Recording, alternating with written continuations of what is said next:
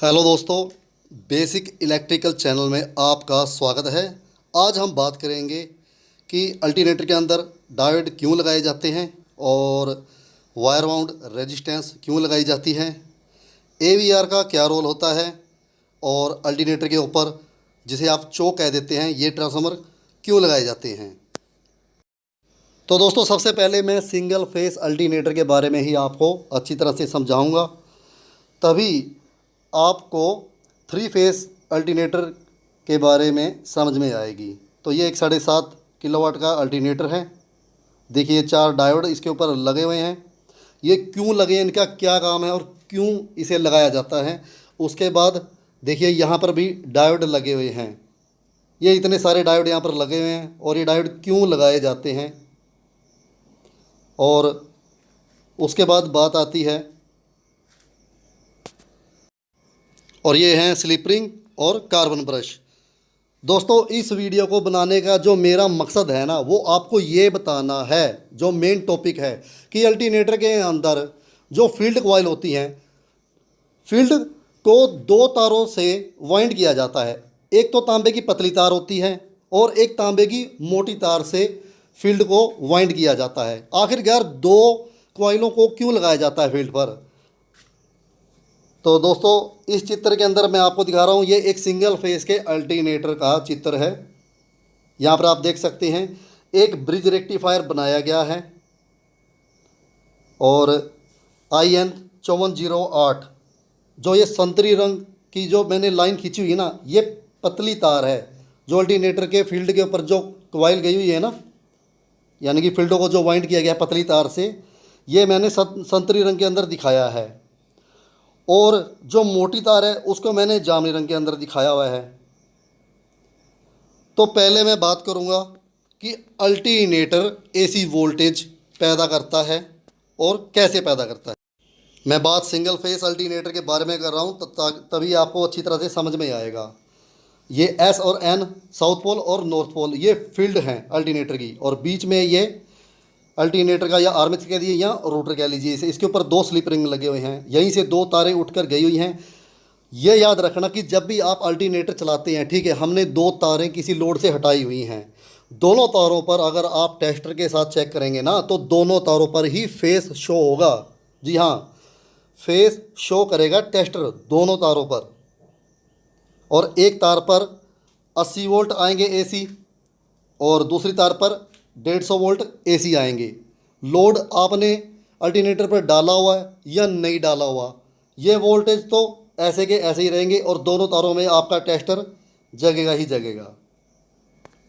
दोस्तों, अल्टरनेटर के फील्ड पर 2 वाइंड की जाती हैं, एक तो पतली तार की, एक मोटी तार की। उसके बारे में आज मैं बात करूँगा आपके साथ। ये 2 बल्ब मैंने सीरीज में लगाए हैं। एक तो 200 वाट का मेरा बल्ब है और एक है 60 वाट का बल्ब। इसे चाहे आप AC 220 वोल्ट दे दीजिए या DC 220 वोल्ट दे दीजिए, ठीक है। तो आपको पता है कि कौन सा बल्ब सबसे पहले जगे, क्योंकि 60 वाट के बल्ब का लोड कम होता है बजाय 200। ये तो आपको समझ में आ गया होगा कि अगर हम सीरीज में 2 बल्ब लगाएंगे, एक 200 वाट का एक 60 वाट का, तो 60 वाट का बल्ब ही ऑन होगा, क्योंकि 200 वाट का तो लोड ज़्यादा है, ठीक है। अब बात करते हैं, मैंने क्या किया है कि अल्टरनेटर की जो फील्ड है उसे उतार कर एक तरफ धर दिया, जैसे आप देख सकते हैं, ठीक है। कॉपर की कॉइल इसके ऊपर लपेटी हुई है। ये एक अल्टरनेटर की फील्ड है, ठीक है दोस्तों। और अब मैं क्या करूँगा, आप ज़रा ध्यान से देखना कि मैंने किया क्या हुआ है। मैंने इस फील्ड कॉइल को एक बल्ब की सीरीज में लगा दिया है, ठीक है दोस्तों। और ये बल्ब आपका 100 वाट का है। अब मैं 230 वोल्ट AC दे रहा हूँ या DC दे रहा हूँ, ठीक है दोस्तों। अब बात आती है कि फील्ड के अंदर क्या मैग्नेट बनेगा? नहीं बनेगा।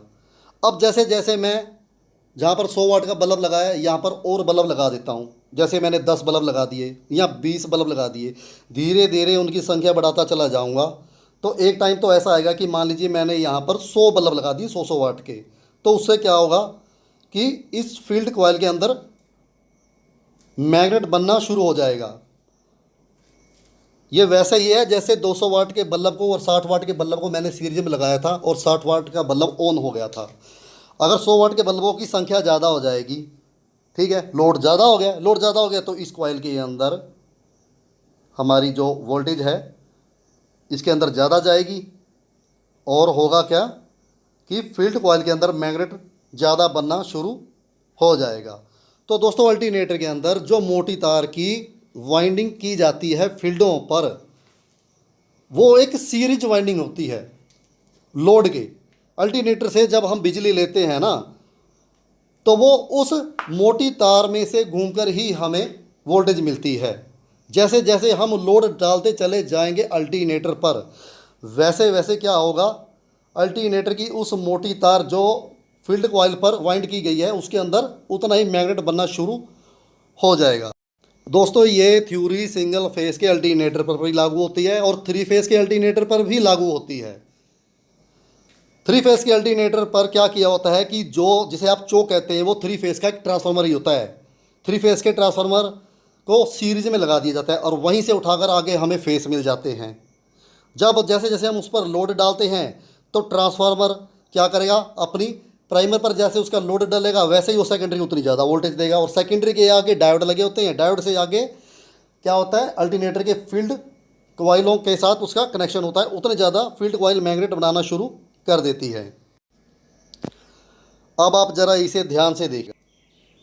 स्लिप रिंग से तार उठाकर एक तो हमें डायरेक्ट मिल जाती होती है, सिंगल फेस के अल्टरनेटर की बात कर रहा हूँ मैं, आप देख भी लेना, ये ऐसे ही होता है, ठीक है, मैं आपको प्रैक्टिकल वीडियो भी दिखा दूंगा।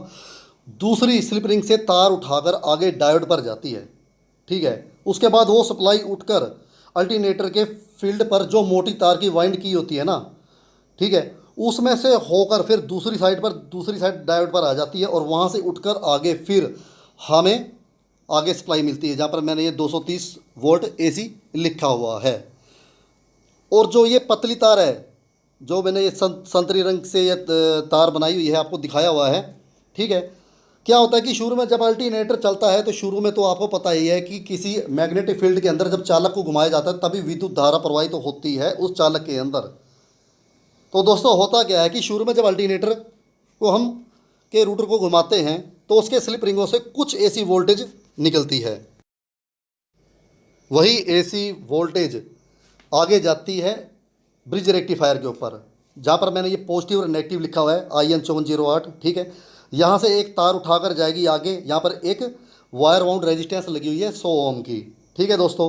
उसके बाद आगे ये तार जो आगे गई है ये है अल्टरनेटर के फील्ड कॉइलों के ऊपर, जो पतली तार की वाइंड की हुई है फील्डों के ऊपर, वहीं से तार उठाकर आगे फिर डायोड के नेगेटिव पर गई हुई है।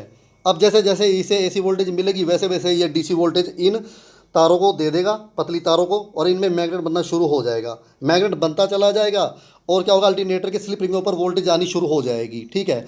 लेकिन हमारे इंजन की एक लिमिट भी तो है ना कि वो किस आरपीएम पर घूम रहा है, ठीक है।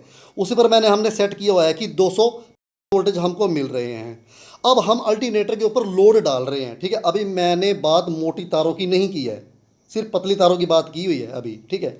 लोड डाल रहे हैं अल्टरनेटर के ऊपर, तो क्या होगा, लोड जैसे जैसे डालेगा अल्टरनेटर के ऊपर तो अल्टरनेटर इंजन को भी दबाना शुरू कर देगा। अल्टरनेटर इंजन को दबाएगा तो इंजन की भी स्पीड आरपीएम धीरे धीरे कम होंगे। अगर आरपीएम ही कम हो जाएंगे तो उससे क्या होगा, अल्टरनेटर के स्लिप रिंगों पर वोल्टेज आउट भी कम होगी। तो इस ब्रिज रेक्टिफायर जहाँ पर मैंने पॉजिटिव नेगेटिव लिखा हुआ है, जो आगे ये पतली तार गई हुई संतरी रंग की, ठीक है, इसके अंदर भी मैग्नेट कम बनेगा। ये तो वोल्टेज ही कम होनी शुरू हो गई है। इसका काम तो सिर्फ ये होता है कि एक बार अल्टरनेटर को मैग्नेट बनाकर सिर्फ स्टार्ट कर देना वहाँ तक जहाँ तक हमें वोल्टेज चाहिए। उसके बाद बात आती है कि ये समझ लीजिए कि मोटी तार का काम एक ऑटो का ही होता है, ठीक है। अब बात करूँगा इस मोटी तार की, जो मैंने ये जामुनी रंग की यहाँ पर ये लाइन लगाकर ये कॉइलें बनाई हुई हैं। क्या होता है कि ये सीरीज में लगी हुई होती है, जी हाँ। एक फेस तो अल्टरनेटर के स्लिप रिंग से उठकर हमें मिल गया है, लेकिन अल्टरनेटर के एक स्लिप रिंग से तार उठाकर एक ब्रिज रेक्टिफायर में से होकर इस कॉइल में से होकर, ये कॉइल समझिए सीरीज में लगी हुई है। अब जैसे जैसे हम इस अल्टरनेटर के ऊपर लोड डालते चले जाएंगे तो होगा क्या, एक टाइम तो ऐसा भी होगा कि लोड इतना ज़्यादा हो जाएगा कि उल्टा 200 वाट का बल्ब नहीं जगेगा बल्कि 60 वाट का बल्ब जगेगा। कुछ ऐसा ही काम हो जाएगा कि जो ये मोटी तार है, ठीक है, अल्टरनेटर के फील्ड के ऊपर जो मोटी तार की वाइंड की हुई है तार, इसके अंदर वोल्टेज ज़्यादा जानी शुरू हो जाएगी और क्या होगा कि मैग्नेट बनना शुरू हो जाएगा। अब देखिए हो क्या रहा है कि अल्टरनेटर के ऊपर हम लोग लोड ज़्यादा डाल रहे हैं। लोड जैसा जैसा डालेंगे वैसे ही अल्टरनेटर की इस मोटी तार जो सीरीज में लगी हुई है इसके अंदर मैग्नेट और ज़्यादा बनना शुरू हो जाएगा। अगर मैग्नेट ही ज़्यादा बनेगा तो अल्टरनेटर के स्लिप रिंगों पर वोल्टेज भी उतनी ज़्यादा आनी शुरू हो जाएगी।